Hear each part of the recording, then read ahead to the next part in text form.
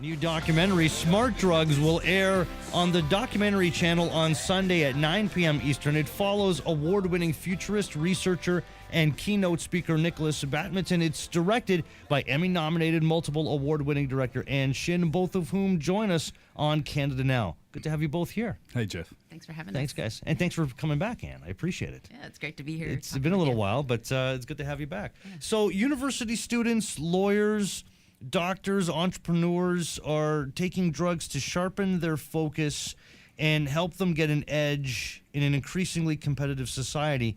It's happening around the world. It's happening here in Canada, right? Yeah, it's happening everywhere. It's when I first started to look at these kind of smart drugs, also known as nootropics, I started to realize that there was this entire subculture of people, and it really does come from the people that want to be able to read more, retain more information, do more work, stay awake for longer, and it covers everything from like students, security guards working in warehouses at night, people like me that are like writing books and doing all sorts of crazy stuff as well. Yeah. Well, and at one point in the film, okay, because you made yourself a lab rat for this, right? Yeah, absolutely. I mean, I think this is why Anne and the team approached me, because they're like, people tell me that you're willing to do anything to try these things. I've got like microchips in my hand. Wait, did Anne make you do this? No, and it was like, oh, you've done some of this before, and I've done a whole bunch of things. I continue to experiment on my life. Yeah. So yeah, lab rat, futurist, whatever, right? But at one point in the film, like you were talking, and I don't know if it was, if it's like this for all kinds of these smart drugs, or it was just the one that you happen to have taken in this particular point of the movie. But you were talking about how it was like you've had 5 espressos at once. Something like that. Yeah. That was one of, I think, one of the gold.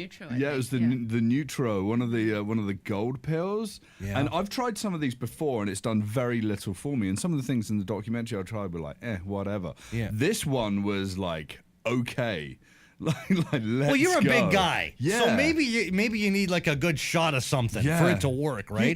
Physiologically, you got to find things that do work for you, right? And that one, wow, that hit the nail on the head for sure. Yeah. But did you talk to a doctor or something and say, hey, this is something that I'm going to be doing, like? Yeah, I mentioned it. Like the year before, I was diagnosed with extremely high blood pressure. I'd sort of burnt out in my career and whatever. So there was a doctor, Molly Maloof, in the documentary. But before we found her, your doctor, your personal doctor, didn't know a lot about it. A lot of our regular GPs, they can't really advise on it. First of all, it's a lot of unregulated medication or drugs, right? Or else it's off-label use of prescription drugs, which they definitely won't be. So you couldn't say a whole lot about what kind of activity you might be up to? I mean, this is all legal stuff, right? So like this is, there's some gray area when you order things like Indian modafinil, and stuff like that off of some website. There was one day when I did that, and it was actually really great, but very scary. Expired drugs, right? Yeah. But yeah, I sort of. Molly Maloof, that was in the documentary, made me run like 90 tests. Wow. Before we did everything, so she could get a full profile. Well, good. Running one test when you go in to like get some blood taken scares the hell out of you. Yeah, I did that once. Yeah, imagine doing 90. It's like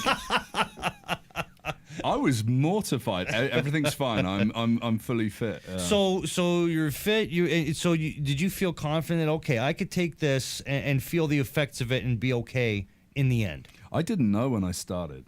It's just like it's the leap of faith, and some of it was. But based on what? Faith based on what?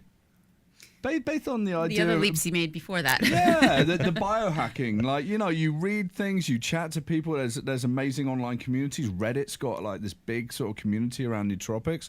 You get in there, you understand that, and a lot of these nootropics, they're like supplements. They don't get metabolized by the liver, so it's not going to harm you physically. Okay. You do too much of this, you're going to go nuts, just like drinking 10 espressos at once. Right. Or something like that, right? Yeah. So, Nick, you traveled from Silicon Valley to Toronto and Vancouver. Who did you talk to? Who did you meet with? Yeah, so we went down to Silicon Valley, and there were doctors down there. We chatted to Molly Maloof. She sort of gave me a health check. She gave me a solid 6 out of 10 for my health, which is apparently is better than a lot of people. But I made some really great improvements because of her. There was a guy down there called Eric Matzner. Yeah. Who was like the Neutro San Francisco bro. Yeah. And there's part of the documentary where he's literally pouring pills into his hand and just like taking 25, 35 at a time. And I'm like, looking at him. It's like, he goes, and he took me through all these charts of the neurological reactions and the precursor drugs that you take for this and that. But do you know what? He makes the best ones that I took, Yeah. Oh, really? Yeah. Wow. So you did advance to a point where like you could compare and contrast between what you've taken and what had a more significant effect versus others, right? Yeah, absolutely. Yeah. There's a whole range from like herbal supplements and stacks that companies like Nutrabox created, where there's something to help with long-term memory, and they take slow, but it's like a slow burn. It builds. And then there's others where it's like, there's phenylpiracetam or acetylcholine in here, and you're gonna feel it in the next 40 minutes. Yeah. And then there was also wearables, tech wearables, which has become a huge industry now. Mm-hmm. These kind of headsets you can wear where it monitors your brain activity and help you try to get in the flow or get focused more or to meditate. Well, that's what's so great about the film is that you presented kind of like the visuals, like when you talk about the brain, like I could picture like Nick's brain, like as soon as he had something on, like boom, there was a visual, like you could see there's a graphic. It was pretty cool, and it's got a fast pace to it, which one would think you would have to have based on the subject of this movie. Yep. Yeah. And so, it was hard to show the effect of LSD microdosing visually, because when you do like 1/10 of a tap, you don't really feel anything aside from being a bit more up and maybe a bit more lucid and in the flow. People say they feel like they're in the flow, and that's why they do it. Yeah. But like, how do you show that filmically? So we had fun playing with, the graphics just in a co-working space in San Francisco. We filmed that, and then we just gave it a little bit of an effect. I was fascinated with, because, talking about taking supplements, so I can move faster. I could, I could think quicker. I could be more active. How much time do I have in a day? Well, I want to get this much done. I get that. But the enhancement towards meditating, being more in touch with yourself by taking something that isn't natural, that is within you. That's what I can't wrap my head around. What was that like? Well, I see everything as fair game. It's like, so I believe we're born as human 1.0, and everything from the point when you're born is like you're an upgrade to your life. So a lot of these things natural. A lot of these supplements are actual naturally occurring sort of powders and they're powdered, but these things are already there. So I don't see it as being anything too unnatural. A lot of people look at me strange when I talk about this. So I'm one of them too. Like, I'm actually on the other side of the fence here. I think like meditation works best when you're without any technology and you're centered and you're focused within yourself. That's what I was what I've always been led to believe, but I'm by no means an expert. But then we saw Nick do a meditation death match with Eric Matzner, both wearing these headsets that are supposed to help them get into the meditation zone. And I don't know, what did you think? Did you think that it helped you get meditating? No, it didn't help me at all. I mean, you were focusing on trying to win the death match rather than like relaxing, and he had it like how introspective would it be when you're trying to win something? He had it set up with speakers that like birds tweeted when you're in the ultimate state of calm. So I was like, damn it, the other guy's got birds tweeting. I'm like closing my eyes, I desperately try and get down there, failing, and we gamify all of these, gamifying yoga and meditation and what we eat and how we run, and it kind of destroys the very essence of the center of what that sort of mysticism and grounding is, and that was something during this documentary I really held in sort of stark relief to what I was doing. Was like, if I didn't do this, like, what would the world be like? In fact, the one thing over and above the drugs and everything else that blew my mind, and I still do it today, was the cold water therapy, the Wim Hof method. And it literally uses breathing and cold water therapy to get centered, to create cellular health, and a whole bunch of different things. Okay, so can you tell us more about that? First, I want to set the picture. Imagine Okay. Nick and a dozen other guys on the shores of San Francisco waters, and it's about like 10 degrees. It's not beach weather at any chance, but they're breathing, they're huffing, and there's drone music going, and they're like, okay, hold your breath. Let it out, and after about 5 minutes of this, okay, we're gonna go in the water now. And Nick was in his long underwear. He was like, no way. I wasn't gonna do it. I didn't want to do it. I was like, I'm not doing that, Anne. You won't do? I'm not gonna get in the water. But do you know what? After doing the circle, and then I was like, my God, these guys are awesome, and they were. I love, and there were guys and there were women there, and it was a diverse group of people. It was 50 degrees in the water. Wow. It was freaking cold. And we go in, and it's so strange. You go in the first 2 minutes, you lose all the sensation in your arms and legs. All the blood's rushing into the center of your body to keep your organs warm. Yeah. And it's hurting and hurting and hurting. And then you realize that the center of your body and everything feels like you've got a furnace inside, and you could literally sit there for hours. Really? It's incredible. But what's happening with your arms and legs at that point? Well, I mean, you can't feel them anymore. Yeah, you got to be super careful, at staying in there too long because of that. But no, it's like the body just knows how in those. It's a stressful body situation, how to manage it, and because what happens with the breath work, and they call it holotropic breathwork. Yeah. You oxygenate the blood higher than you've done before, and reduce the level of CO2 as well. In what's going in and out of the body, and it just creates this sort of superhuman kind of ability. Yeah. So, of the, well, I want to get back to the LSD thing, but first, would this compare? Because I'm trying to think, like with everything that you guys had tried. First of all, do you recall everything? Like, was there ever anything where you're like, boy, I was out of my mind there. I don't know what happened. Yeah, so I didn't do LSD as part of the documentary. That was someone else. Yeah. Anecdotally, when people do microdosing, they're taking very small amounts, like maybe 15 or 20 mics. And when they take that, you actually don't go into the hallucinogenic phase of what LSD can deliver to the brain. Right. What it does, it just ignites your entire brain and creates new connections synaptically between different centers. So your logical side will boost into the creative side. And set and setting is what people in the research community around this say really determines what you can do. So there have been people like Dr. James Fadiman down in the Bay Area. He gets people to undertake different mathematical exercises, architectural drawing, whatever. And anecdotally, people have been able to change the world by the new ways that they've been able to think. Some people say that the entire personal computer movement, which was born in 1968 in Stanford University by a guy called Douglas Engelbart, was born out of the use of psychedelic drugs and new ways of thinking. See, now that's where I wanted to go, because I'm looking at this and I'm thinking, how does this compare to the Beatles' mid-'60s Sgt. Pepper, and them taking LSD at the time? That was macrodosing. Yeah, okay. So that was like full doses. Right. So I'm looking at that and saying, well, how does it compare? So it's funny you talk about that, like in the tech age, and how it had that boost, in the late '60s, given that. Yeah, and Steve Jobs went on record before he died. Rest in peace. He went on record to say that taking LSD was one or two of the most important experiences he ever had in his life. Wow. Yeah. But we didn't get into the psychedelic side of it in this documentary. We were very much in the in the approved, well.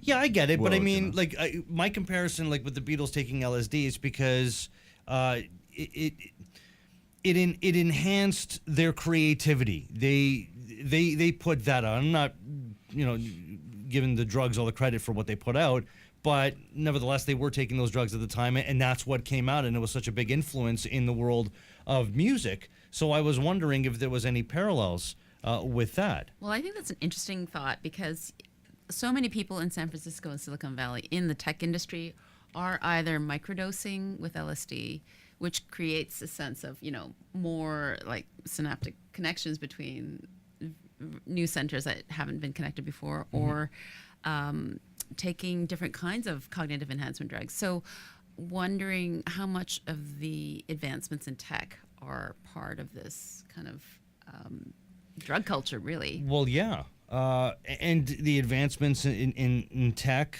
and the kind of work that's put into it, everything just feels like it's connected in some way, because we live in an age right now where we're working 24/7, where we feel like we have to get ahead of the next person. We always have to be connected. We can't take, the off hours off. Yeah. So everything feels connected. So if somebody is taking a drug that's helping them advance, well, that's going to get out there, and everybody else is going to start taking it. Yeah. It seems like that's the case now. Yeah, absolutely. What happens when you let your ego die? That's where we are with psychedelics. It means that you're wide open to any possibility in the world, and that's what changes it. The smart drug side of it just gives you the energy and the drive and an ability to just do more over and above. Sorry, Anne. Yeah, no, agree. Yeah. And I think that's where you see this cultural kind of change and shift. It started, I think, in San Francisco, Silicon Valley, and it's in all cosmopolitan city centers. But this sense of not only do you work hard and play hard, but you do it with these cognitive enhancement drugs with the idea of upgrading yourself, upgrading your intelligence, and maximizing yourself through cognitive enhancement drug, nootropics or something like that.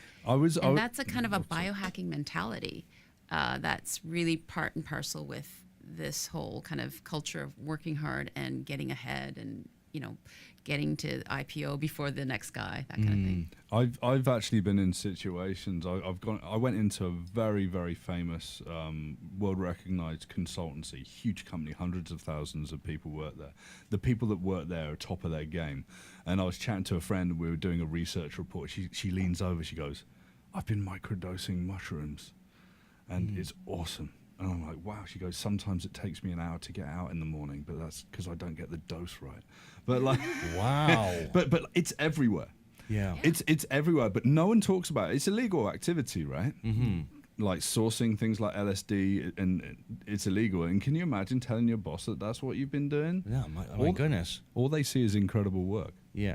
Well, and maybe they look the other way on it. Your boss is probably microdosing too. Yeah. That's true. A lot, yeah. I mean, I've met several CEOs, but no one's talking about it. Yeah, in San Francisco they are. Yeah. In San Francisco they are. Someone said to me a couple of days ago, they would go, "Oh, I hear that some of the tech companies down there, they actually distribute this." And I'm like, I think that some of this is folklore.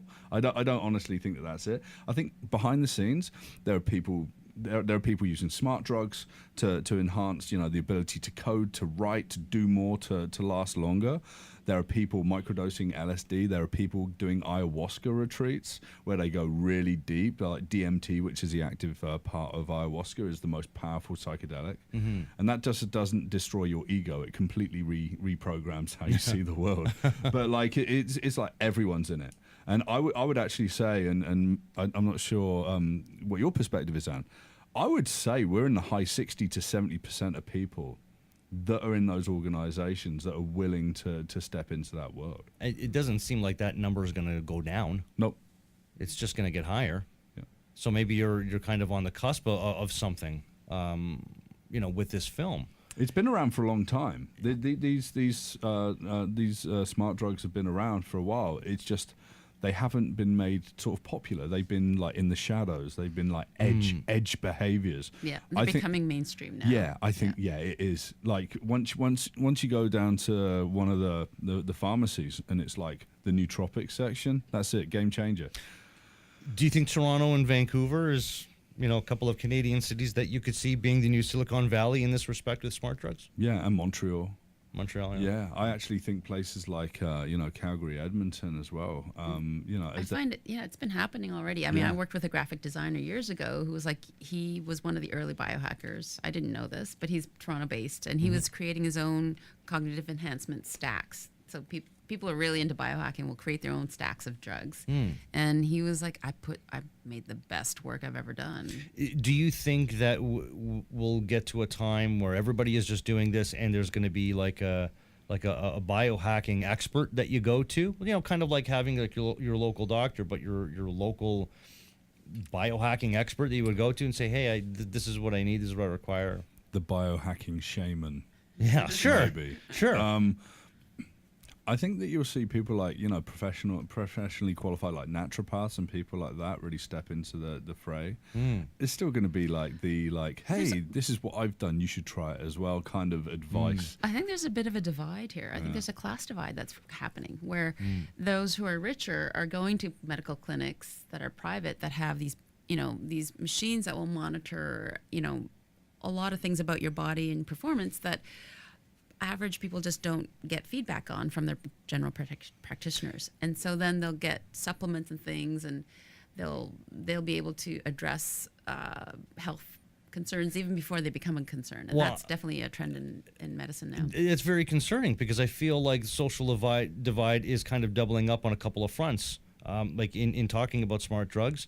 And also in talking about food. If food prices are going to go up, like if I was talking this week with a professor out of the University of British Columbia talking about how food prices are going to go up because in part we're not taking care of nature in the country and in the world. So food is the prices of food are going to go on the rise, and there's going to be more infighting with people. There's going to be more class divide. So there might be a time where there are going to be a class of people that can afford food and can afford super drugs, and then everybody else. Yeah, it could get to that by the sounds of it. Yeah, I think definitely. I went into a hyperbaric chamber as part of the documentary as well. It's $350 an hour. To do that, right? Yeah. These smart drugs, you know, you buy these stacks, they are not cheap in any way, shape, or form. This is like, you know, like some people like Eric must spend like thousands of dollars on these drugs like every sort of year. But thinking that that's an investment, right? Yeah. Because of what the outcome is going to be. To be frank, it's not that far of a stretch. Like one of them pointed out to me, like anyone who takes vitamins they're biohacking their bodies. Yeah. You're trying to create a better body through nutrition that you might not get in your meals. So it's not that far of a leap from average people who pop vitamins and whatever supplements in that regard. But I think what is interesting is the amount of intervention on natural body processes that people are willing to do if they're really wanting to experiment in terms of biohacking. And I'm personally interested in seeing like an anti-biohacking movement.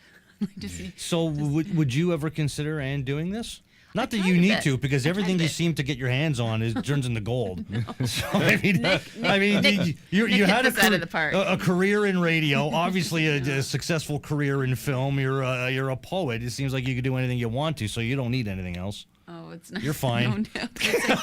But would you consider getting in on this? Oh yeah, I mean, I do take things like vitamin B complexes and ubiquinol and omega 3s and other things which help. And I've taken herbal brain booster stuff. I haven't kept with it regularly. Yeah. I tried modafinil once, and it just kept me up. And I'm kind of an anti-pill person in general, so I don't stick with it. But I loved modafinil. Yeah. But you still take some supplements. Oh yeah, stuff, yeah. right, Oh when you yeah, have of course. produce? I take a lot of vitamins and whatever, and they give you the guidance only like 1,000 milligrams of vitamin C per day. It's like, screw that. 5,000 is going to basically keep you really over and above, and the body will get rid of what it doesn't need. And I sort of push it a little bit further, and I do still take the nootropics. I still do meditation. I still do cold water therapy. Yeah, amongst other things. How do you sleep? I don't mean like guilty conscience or something. Like, how do you sleep at night, Nick? I just meant like, are you able to get like 7-8 hours a night? Well, I sort of survive on about 5 hours a night. I often have polycyclical sleep, which means you have multiple times. You awake for 5 hours, sleep for 3, awake for 5. I used to do a morning show. That used to be my life. You're speaking like a true biohacker, like polycyclical. Yeah. So it's because I travel so much, right? Yeah. Now I'm in Toronto. I just moved here a couple of weeks ago. Oh, really? Yeah. From where? From Vancouver. I'm Canadian as well now. Welcome to Toronto. Yeah. But like it's I can But what I do is really interesting.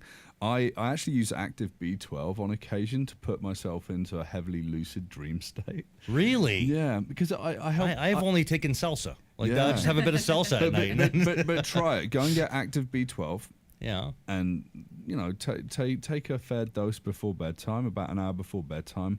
You're going to have the wildest, most vivid dreams that you've ever had. Really? What I actually find is, because I do so much research and I look at the world in so many different perspectives, it gives me the ability to start telling stories in my head, and I wake up with all sorts of great ideas. Oh, really? Yeah. Yeah, see, because I've had they weren't scheduled, they weren't planned, but I've had a couple of dreams that don't feel like dreams, they feel like memories. Yeah, cool. It's not like I'll look back and I'll go, oh, I remember the time, like, oh wait, I dreamt that wasn't but it really, I felt, I don't know, it's hard to explain, but I felt like I was actually in the moment, like that had happened, and I was controlling myself, like I was on the verge of coming out of sleep, and I was able to keep myself asleep enough to keep the dream going on. Yeah. Right. So you're managing. Like, I was managing it. Yeah. And I think it only happened once. I was dreaming about my grandfather who passed away when I was like 6. Yes. And this was a dream I had only like 5-6 years ago. Yeah. Clearly well beyond being the age of 6. So I remember talking with him, and we were having a good conversation. He was like getting an update on my life, and I was talking to him. And I remember I was feeling myself coming out of this dream, and I was pushing myself back to sleep because I wanted more time with him. Yeah. And I managed to keep sleeping until the conversation came to an end. Maybe I dictated that in my own lucid state or something, but I feel like I have had this experience with my grandfather, and I haven't seen him in about 35 years. Yeah, so there's some pretty wild ideas behind this, and I've sort of been tapping into this in the past year as well myself. Mm-hmm. There's the idea that your cells actually carry the memories of your grandfather, actually genetically. So you were born, and you were born with the genetic memories of those people that have come before you in generations, so you're tapping into that. Yeah. Here's something pretty wild as well. Consciously, we process around 50 bits of information per second. Subconsciously, we process about 50 million bits of information per second. When you dream, you swim in the subconscious and you uncover those bits of stimulus that you have over the years that give you important lessons, and you go deeper. It's pretty wild. And this is what meditation can do. This is what a number of different things do. This is what psychedelics taps into as well. And that's why that's pretty wild. But like coming back to this, but like that's dreaming as a biohack is amazing. I do that more than anything else. And I wake up. Hobby. I wake up next to my girlfriend, and she goes, "Are you okay?" It's like, I had a really bad dream, or I had a wild dream, and she's like, "Shut up and go back to sleep." I'm like writing away or tapping on my computer. Boy, I haven't even thought about you having a partner. Like having no offense, but you having someone like in your life, like for your girlfriend, you being number one in her life. That must be really tiring. No offense. She's a wonderful person. Oh, she must be. No, and I don't mean that in a bad way. You have so much energy. It's just like, wow, that's... What's really interesting is I was single for a long, long time. I was work. Yeah. The liberation that I actually got from the process of doing this documentary actually released more time and ability for me to be able to reach out and be calmer and be fitter and healthier, lose weight. And then literally about a month after we first started filming, boom, I met my girlfriend. Wow. And she was 100% on board with everything I was doing. Wow. I mean, she looks at me a bit strangely sometimes, you know. I'm like, she gets a cold, and I'm like barking at her. Take 5,000 milligrams. She's like, you're only supposed to take one. It's like 5,000. Do this, do that. And it's like, trust me. Like, anyway, but yeah. She trusts that I'm going to look after myself. Well, good. Yeah, well, we're hoping you're going to do that. And I got to ask you lastly, because I've occupied so much of your time, but I really appreciate you guys being here. You know, we last spoke in October when your doc, the superfood chain, came out, and it seems like you've gone from superfoods to super drugs. But initially, what drew you to making this film? It was that animator, that graphic designer friend that I had who told me about this. And then I was talking with my friend Melanie Horkin about it, who's saying, you know, 25 to 30% of students are taking it. And so we thought, wow, this is crazy, because it's actually, aside from the biohacking community, more and more people just generally are taking cognitive enhancement supplements, whether it's Adderall, modafinil, or somebody's Ritalin or ADHD drug, taking it off label to help sharpen their focus. And so we started looking into it and met up with Nick and realized there's a whole movement that's propelling this experimentation. And so a lot of it's happening without people actually thinking of it as, hey, I'm biohacking today. I just need to stay awake, or I need to stay focused, and they'll take these pills. Well, I'm glad you guys have brought this to the forefront. Smart Drugs will air on the documentary channel Sunday at 9 p.m. Eastern. Subject, Nikolas Badminton, and director Ann Shin. Guys, I can't thank you enough for joining us. Really appreciate it. Thanks for having us on. It was great. It's been a blast. Good. Come back. Yes, I will.